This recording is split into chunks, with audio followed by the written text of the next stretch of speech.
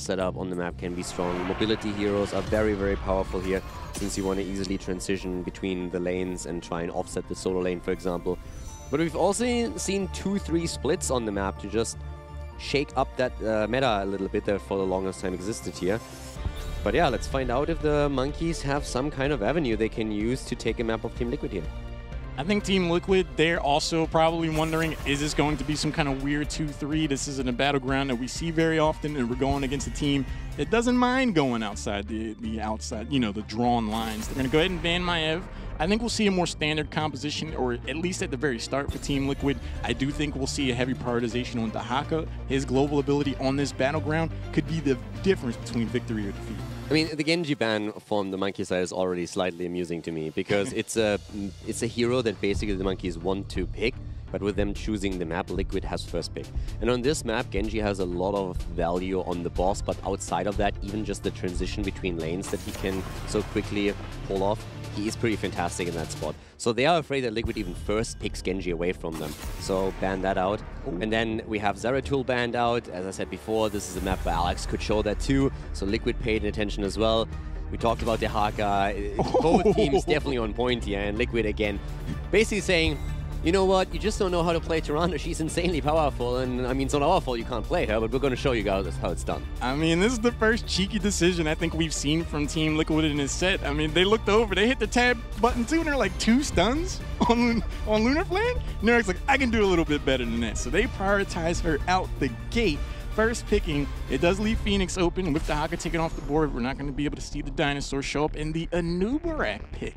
Huh. So Anubarak has been a hero that Rema Ball has been playing at the beginning of Part 2, Phase 2 quite a bit. Let's call it mixed success. I'm really interested to see what they're going to pair it with. If they're going to try and grab Urel for themselves on that solo lane, who by the way hasn't made an appearance on the last map at all. But yeah, Urel already taken away, so that's great from Liquid. Picking Urel here and taking Muradin. Again, heroes that are able to really traverse quickly between the 2 lanes, especially if you're also speccing into a Divine Steed. Don't see that often anymore, but it's still an option for Urel here. But even the jump ability alone gives her a lot of flexibility in that sense. And it takes the combo away from Anubarak, who really looks forward to that extra armor.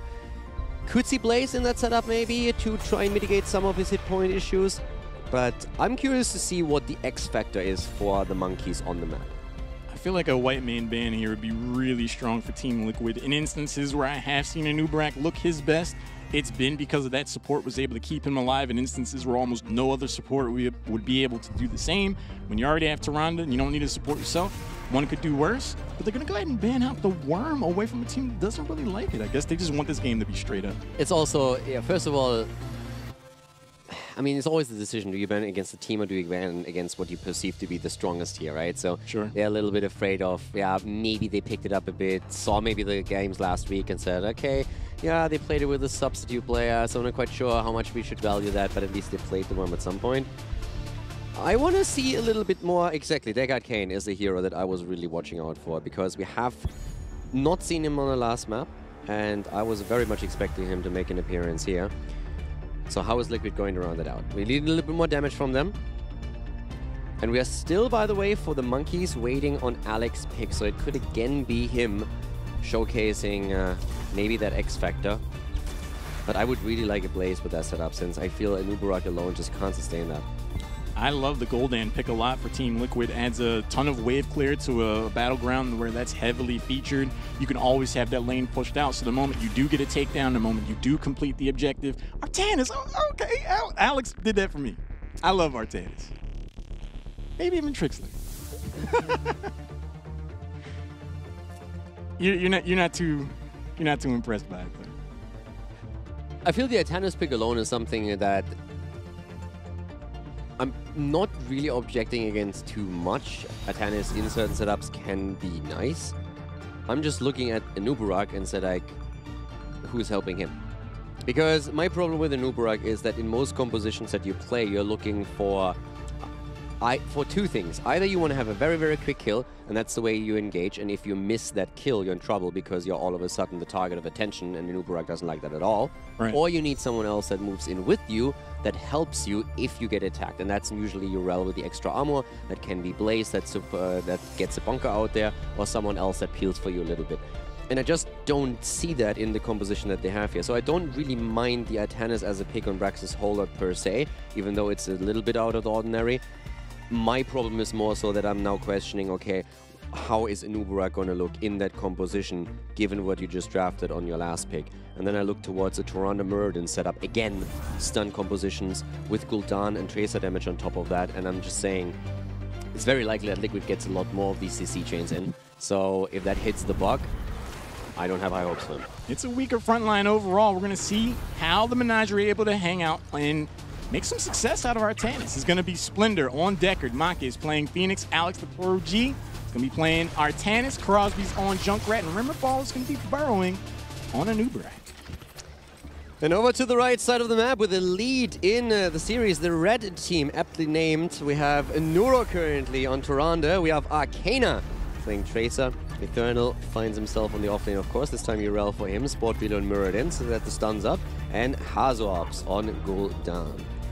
I'm really worried about the front line for Monkey Menagerie for a lot of the reasons that you stated, but something that Artanis struggles with is heavy lockdown. This is another instance where the hero does a lot of work as long as it's left alone, and a Nubarak isn't really the front line to complement that or allow Artanis to get the full merit of the kit. So I think we're going to see a lot of instances where Alex tries to walk in, tries to auto attack, gets stunned, and the moment Artanis has to back away, all the resources from Deckard Cain have to be committed to keeping them alive, and Tracer's going to have a heyday on the back line. Oh, no. They immediately saw where Alex was, and they just set this up the entire time here. It was actually kind of funny. Alex was waiting in the bushes there, and they knew perfectly well where he was, so that wasn't a surprise attack at all. And then someone called, guys, we need a few more people, and we might be able to kill him. So that surprise attack quickly backfired against our 1v9er here. Didn't really work out too well for him. I mean, he didn't die, so that's at least a plus. He got out. Some damage was put on the one of the towers at least. So at least, if anything, Monkey Menagerie were able to get some kind of value. They saw that there was a heavy rotation up towards top from Team Liquid. They're going to need to do things like that because anytime Artanis is going to be a target, and look at the strategy here. They're actually using Artanis as more of a mercenary candidate. But look where Liquid is. Liquid is full in the face of the monkeys. They're not respecting the space here at all. They're just saying, hey, you might try to take these camps. We're going to invade you the entire time. Ooh. They had to... Arcana might actually even... Oh, the counter kill potential against Alex. Not quite.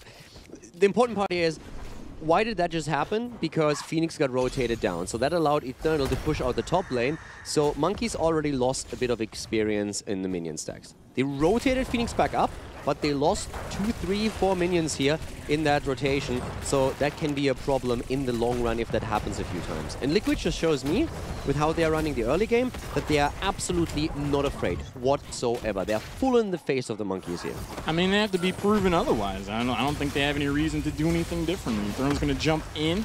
Anytime we see Phoenix in the top lane, I think we're going to see more invasions like that, more aggression from Team Liquid, because Junkrat isn't really a lot of damage to worry about. Maka is going to be able to teleport out of there. Muradin and Urel do a little bit more damage than I think he anticipated, but he had to teleport. He got out.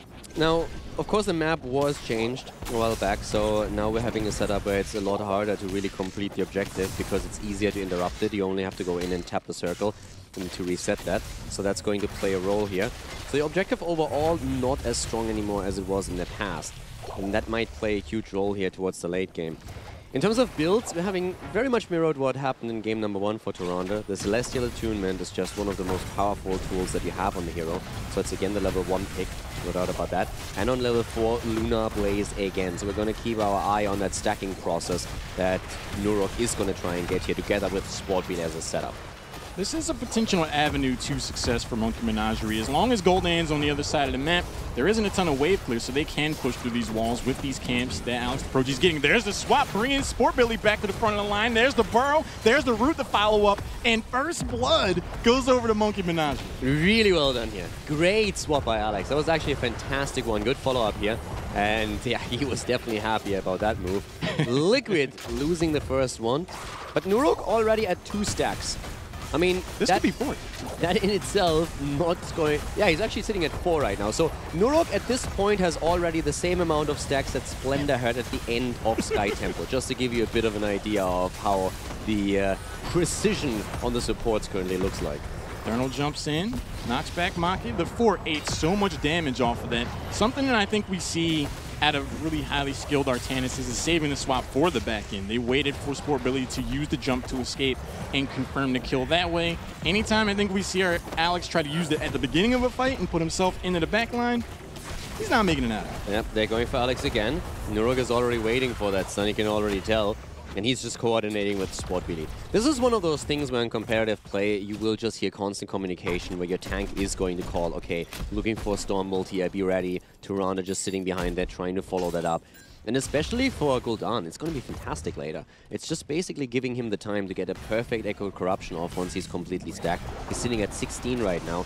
And when Ruinous Affliction comes in too, there's so much damage potential that you have with this setup after stun comp. But I like the way that the monkeys are pushing right now and trying to use the Nubarak to their favor with those beetles soaking a lot of the tower shots. He's half specialist in that way. I love the way that they're approaching this battleground. With the recent changes, they can just stick their pinky toe on this and then slow down the completion of the objective. And with Alex Deproji's ability to get these mercenary camps that much faster than Team Liquid, they can go for these longer progressions. They can go for these stall tactics and then show up out of nowhere and have the bugs eat up shots. And them pushing down the fort at the top lane was a huge deal, and that's what they're trying to do here. But again, there comes some convo for Alex, and Alex is gonna fall. And that's the damage output that you get with a Hunter's Mark and with Tyrande going in with these Storm Bolts. Fantastic move here. Storm Bolt into Lunar Flare into your Gul'dan damage, and there is a dead Artanis. And that's of course also where Elun's Chosen is now also going to help with the sustain. Again, we're talking about healing numbers on the side of Tyrande. We have that now too. Crosby is going to get taken down, not able to take Eternal with him. That's going to be the second takedown for Team Liquid. I think the monkeys need to keep an eye on the mini-map. The last time they were able to put so much damage on the fort was because Gul'dan was on the bottom half of the map. With everyone there, last time Team Liquid just rolled them. Now keep in mind what I talked at the beginning of the game about. The rotations that the monkeys have, where they sometimes run a 5-man in a fight and Liquid still has someone on the offlane. We have a fort taken down completely by the monkeys, and now look at experience. Liquid, without the objective in play even, has already taken the lead in XP, even though they're way behind in structures. And that is just a huge indicator that monkeys are missing out on lane experience, and it is a massive problem for them. Again, the 5-man at the top, but Liquid is mirroring that right now, as both teams are looking to dominate the objective, and especially Liquid is looking for kills.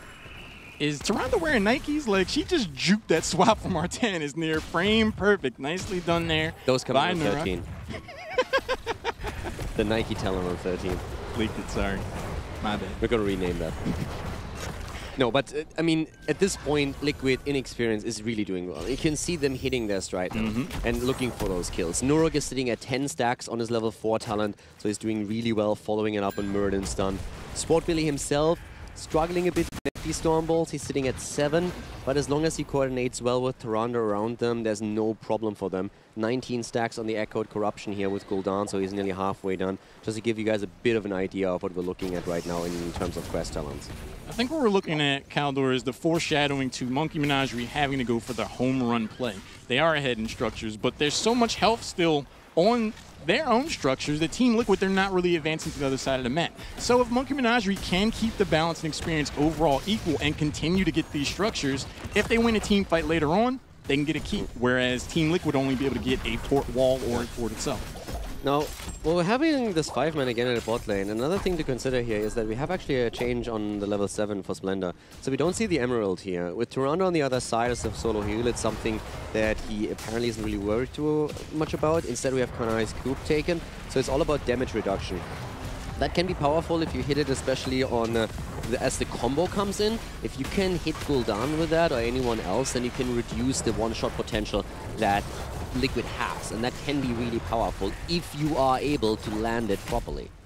And the damage that Team Liquid does is somewhat telegraphed. They see a Storm Bolt, they see Muradin jump in, they see the commitment.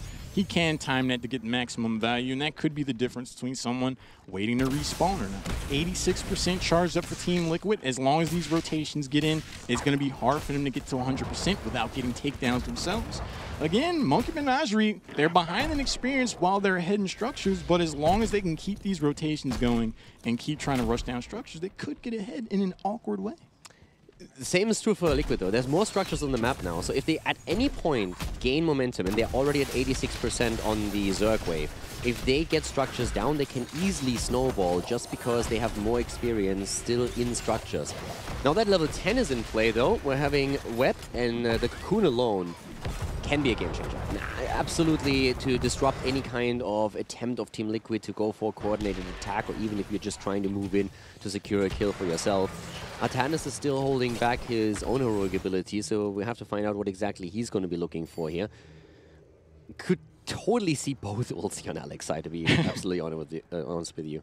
I mean, either one have a rightful place in this situation, I feel. But Calor, my heart stops anytime I see one of these frontliners hit the E key. Back then, we saw Muradin jump forward and put himself in a prime position to get swapped further away from the team from Artanis. If we see something like that, that's a takedown more often than not. If Anubrak burrows in and the rest of the team isn't there to follow up on the commitment, he's out there bugging a windshield. So whenever we see the engagement coming from either front line, there's a heavy commitment to follow up. And there was, again, that, as you said, that engagement attempt here. But you could see, that actually, in this case, what I talked about earlier, the Canary's Coup immediately coming out. So Splendor, once he sees the engage, immediately tries to reduce the damage. Now, the setup didn't completely work in the first place, but it was definitely the thought process on both sides that was really transparent there. Alex also went into Suppression Pulse. We have Planet Cracker, by the way, too. We didn't really mention that yet. Not really too much lockdown, though, so that is something where the Monkeys are very likely mostly looking towards the Zerg wave and try to deal with that. Oh, there's the Horrify, and it's terrifying for Phoenix. Another takedown for Team Liquid. Crosby continuing to apply pressure on the Eternal, but Urel's going to be pretty hard to take down. There's the Mine. Actually displaces Urel quite a bit. The Lornado for the isolation to secure the disengage. Team Liquid, they know how to fire with that Horrify. Yeah, Shadowstalk being thrown out also a few stun attempts there. That didn't quite work out. Alex continuously looking for the swap, but not finding it here. But that kill, of course, that hurt. And now the top lane is being assailed by the Zerg wave of Team Liquid. They're going to easily get the fort there. And that's the scenario that we alluded to earlier, where Liquid is going to pick up a lot of extra experience. That was one of those instances where I'm sure Junkrat's happy that swap didn't land, because he was pretty low on health. I don't know if that's the engagement that they would have wanted. There's the Mine sending Eternal up towards Artanis. But the objective is going to roll through this top fort at no cost to Team Liquid and find themselves firmly in the lead with a tier advantage on the win. And they're also pushing the bot lane now, and that's what we're seeing here just as we speak. Again, the Echoed Corruption coming in, 26 stacks at this point. Lunar Blaze, 18 currently for Norok, so he's nearly done with the quest completion. 17 stacks for Sport Billy. Those CCs really start to hit home right now, and this is just absolutely powerful from them. And we talked earlier about the Celestial Doom at the Toronto Nikes, and they are now finally ready. So not only the movement speed for her, but also through the Light of a Loon, we're now having the option of either helping someone chase or move out of harm's way. They're going to lace up the old sneakers for sure. 13's going to be a nice power spike for Team Liquid. Monkey Menagerie find themselves in an interesting position. The more I'm looking at this Planet Cracker selection, the more I'm curious to see where the value's going to come from. They don't necessarily have a ton of lockdown. They don't have something like Entomb to keep someone in. And there are a lot of instances like right now where Team Liquid's kind of clumped up. Salvo would have done a lot of damage in some of these fights. Oh, absolutely. I think Planet Cracker is solely taken because of the objective on the map to try and destroy that. I don't see any reason why in a team fight in this particular setup with these compositions you would want to have Planet Cracker. It seems very much like you're not going to get a lot of value because it's just so tough to lock someone down. The best chance you have to get good lockdown is through a Nubarak, and he doesn't want to just dive in for that unless there's someone else to help him out with it. So it would have to be a very... If it's a close quarter fight somewhere that Monkeys can force, but Liquid is not going to give them that opportunity. Yeah, it would require like BlizzCon levels of coordination to get the full value here. But here's another instance I was thinking where Planet Cracker could potentially get value. A cheeky battle over the boss. Right as level 13's picked up, the Monkeys waste no time going for this. Remember how that went last game? Not so well. So let's see if this one is looking a little bit better, but there is a Horrify around, and that's the biggest problem that I would have if I'm on the side of the monkeys, that I just have to accept, listen, if Gul'dan is able to get the Horrify out, that boss is lost. So right now, you can try and work around Cocoon, obviously, in that case, but monkeys decide that with them not being able to sneak the boss, they're just going to let this one go. Yeah, I mean, Team Liquid doesn't have to be a squad of ace detectives to realize no one's on the minimap, and monkeys are probably somewhere. Crosby's going to jump for it, put some damage on the Sport Billy. There's the Impale. Rimmer Barler does not commit. There's the swap after the jump. Sport Billy's going to be put in a tough spot. There's the bomb. Then the Planet Cracker to follow up, but Anubarak is going to get nuked first. Anubarak is down. He just doesn't have the hit point pool to sustain him here. And here comes Sport Billy looking for the flank there, looking for the Stormbolt, trying to go for Market, and they're going to get him. Arcana jumps through, and that's the kill here. Double kill for Team Liquid as they are chasing the monkeys across the cage. Arcana showing no respect for the elderly, chasing down Splendor on Deckard Cain also. That's the team fight aggression that I love to see out of Team Liquid. They seem to wait for the opportunities, and unfortunately, the Menagerie continues to give them to them. Anubarak going that far away from Deckard Cain, that far away from potions, he's always going to be a liability. I'm not surprised to see him get nuked there. Yeah, like at this point, first of all, Planet Cracker, I don't think really did too much there. Even with Gul'dan at some point getting pushed into it, the damage output was very tiny. Then we saw the problems that we talked about during draft where Anubarak just gets blown up right away, just doesn't have the hit point pool to sustain himself here. There's very little kill potential right now, I feel, on the side of the monkeys, outside of them isolating someone and just getting the good coordination off. And the way that Liquid is stacking the level 4 Tyrande quest and the Stormbolt just shows you, I mean, very rarely do we have a situation where you can actually, with numbers like this, showcase, listen, there's synergy right there. Tyrande following up on every single Stormbolt that she sees allows Norog to complete the level 4 quest pretty much in time. Then you have the previous game where we also had a Mirrodin and Tyrande set up, and at the end of the game you have 4 stacks on the level 4 quest talent. So pretty much indicating that there's like no cohesion, that these abilities just get thrown out and are not hitting properly. This is a very different game right now. And Liquid hasn't really opened anything up. There was one kill early on for the monkeys, but that was it. I like the push strategy at the start, but right now in the mid game towards the late game, I mean, I don't see really the openings here for them. They showed the strategy of the rotations and push, but they didn't put their foot on the pedal afterwards. They just kind of waited around to see if Team Liquid was going to make a mistake, but they're pretty allergic to doing that. So Team Liquid just played the game straight up. They sent Gul'dan in rotations when he was needed, and that push opportunity just kind of got shut down. 2 heroes now down on the side of the Menagerie, and Team Liquid, knowing that, they're going to help themselves to this boss. Yeah, and that is going to be fantastic for them because it just accelerates the push a little bit. And even outside of the boss, look at what we're seeing on that minimap now. 2 camps taken that already push the lanes. We have the 2 beacons also under the control of Team Liquid. Now the boss is being put into play. And all of that just accelerates the situation that Liquid is finding themselves in, where they want to hit the early level 16. Very, very tough times for the monkeys. They're trying to at least deny the objective to Liquid, but this is looking like a talent advantage is going to come into play very, very soon for Team Liquid. Yeah, Team Liquid, they're not in a position where they need to force a team fight right now. There's so much on the map for the monkeys to deal with. They can get to level 16, but they are going to be able to get some of the beacon because the rotation down bottom got the beacon there. Team Liquid, they're not too worried about it, though. They're just going to wait till someone responds, but monkeys want to fight. They're just leaving the boss and everything to push in the lane. They need to get value off of this if this is their play. They just want to fight. They're just saying, hey, we want to fight before you hit 16 because after that we're in trouble. So Billy jumps out. There's the swap. Oh, that didn't work well for Alex. He needs to be careful here. But in the meantime, Anubarak is in trouble. Has to throw out the panic web to survive.